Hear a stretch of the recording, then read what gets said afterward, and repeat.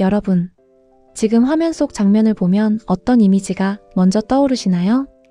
전쟁, 폭력 혹은 낯선 종교? 하지만 놀랍게도 이슬람은 7세기 사막의 작은 도시에서 시작해 단 100년 만에 유럽, 아시아, 아프리카를 잇는 초강대 문명으로 성장한 종교입니다. 오늘은 이슬람의 탄생, 확장, 그리고 왜 부정적 이미지가 생겼는지 그 역사를 깊게 파고들어 보겠습니다. 이슬람의 탄생. 7세기 아라비아 반도 메카는 거대한 무역도시 그리고 다양한 신들이 공존하는 다신교의 중심지였습니다. 그런데 이곳에서 상인으로 살던 무함마드가 세상을 뒤흔드는 메시지를 전합니다. 알라는 하나다. 모든 인간은 평등하다. 계급도 부족도 피해 혈연도 중요하던 시대. 이 메시지는 너무나 혁명적이었고 그래서 무함마드는 심한 박해를 받습니다. 결국 그는 메디나로 이주하며 공동체를 만들고 이슬람은 종교이자 정치 공동체로 본격적으로 성장하게 됩니다. 초고속 확장. 100년 만의 제국. 무함마드 사후 이슬람 공동체는 지도자인 칼리프 아래에서 놀라운 속도로 확장됩니다. 불과 한 세기 만에 스페인에서 인도까지 뻗어나가며 세계적인 문명이 됩니다.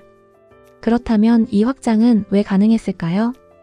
당시 비잔틴, 페르시아 두 제국은 100년 가까이 계속된 전쟁으로 완전히 지쳐 있었습니다.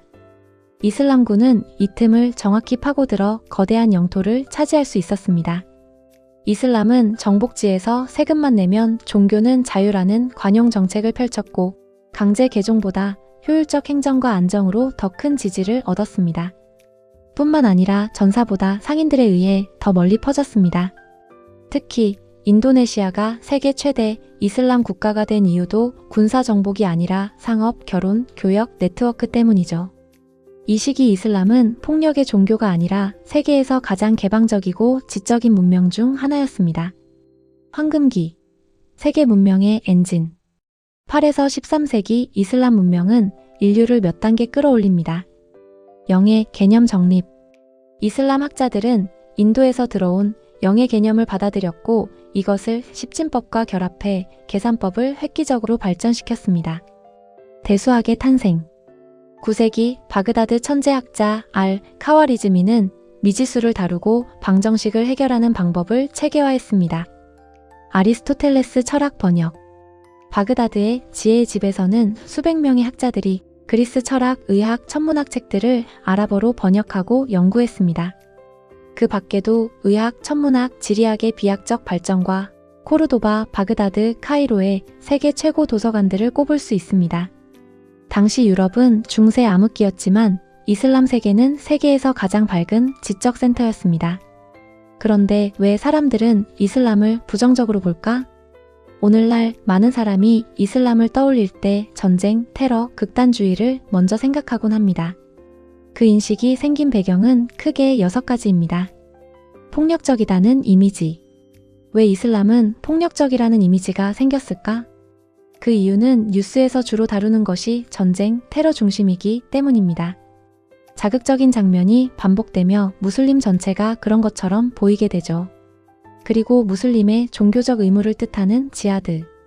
많은 사람이 성전이라고 알고 있지만 원래 의미는 내적 노력, 자기 수양, 즉 더 나은 인간이 되기 위한 노력이었습니다.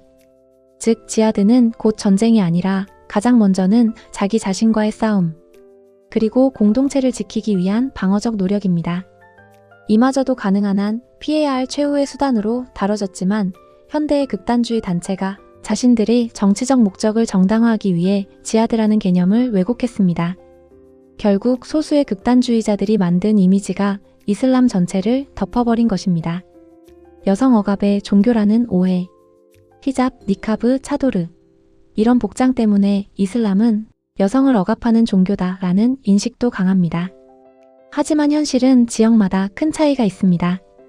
일부 보수 국가에서는 법과 관습으로 제약이 강하지만 터키, 말레이시아, 인도네시아처럼 상대적으로 자유로운 국가도 많습니다. 무엇보다 히잡을 자신의 정체성, 신앙, 선택으로 받아들이는 여성도 많죠. 즉, 문화와 정치 체제의 문제가 종교의 본질과 뒤섞여 생긴 오해입니다. 서구가 만든 오래된 편견, 오리엔탈리즘. 이슬람이 야만적, 낙후된 문명이라는 이미지는 갑자기 생긴 것이 아닙니다. 십자군 전쟁 때부터 서로를 악마화했고 19에서 20세기 유럽 제국주의 시대에는 식민지를 통치하기 위해 이슬람을 부정적으로 묘사하는 것이 전략이었습니다. 그리고 이 이미지는 영화, 드라마, 문학을 통해 반복되었습니다. 폭탄 가방을 들고 등장하는 중동인, 모래 폭풍, 독재자, 사막. 이런 장면들로 서구 사회는 이슬람을 하나의 고정된 이미지로 소비해왔습니다. 샤리아에 대한 오해. 샤리아는 흔히 이슬람 율법이라고 불립니다. 흔히 잔혹한 처벌을 내리는 법이라고 오해되지만 사실 모든 무슬림에게 신의 명령을 실천하도록 권고하는 지침입니다.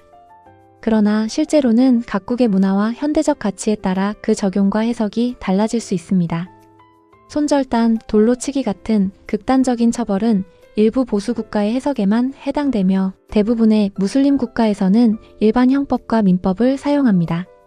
그럼에도 불구하고 일부의 사례가 전 세계 무슬림의 법처럼 보이며 오해가 생긴 것입니다. 민주주의와 공존할 수 없다는 오해. 이슬람은 독재, 왕정이라는 인식도 있습니다. 하지만 현실은 다릅니다. 인도네시아는 세계 최대 무슬림 인구 플러스 민주주의 국가. 말레이시아, 알바니아, 보스니아. 민주적 선거 시스템 운영. 튀니지. 아랍의 봄 이후 민주화 경험. 정치 체제는 종교보다 역사, 지리, 권력 구조의 영향을 더 많이 받는데 특정 부분이 이슬람 전체의 특성처럼 오해된 것이죠. 이민, 다문화 갈등에서 생기는 현대적 불안. 유럽 일부에서는 이슬람 이민자 증가로 문화적 충돌이 생기며 이슬람은 사회 갈등의 원인이라는 인식이 강화되었습니다. 히잡 착용 논란, 할랄 식단 제공 문제, 모스크 건립 반대, 난민 유입으로 인한 경제적 불안.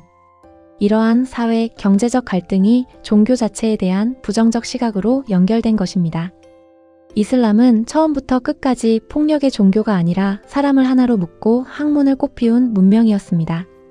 우리가 오늘날 갖는 부정적 시각은 역사적 갈등과 소수의 극단주의자들이 만든 결과입니다.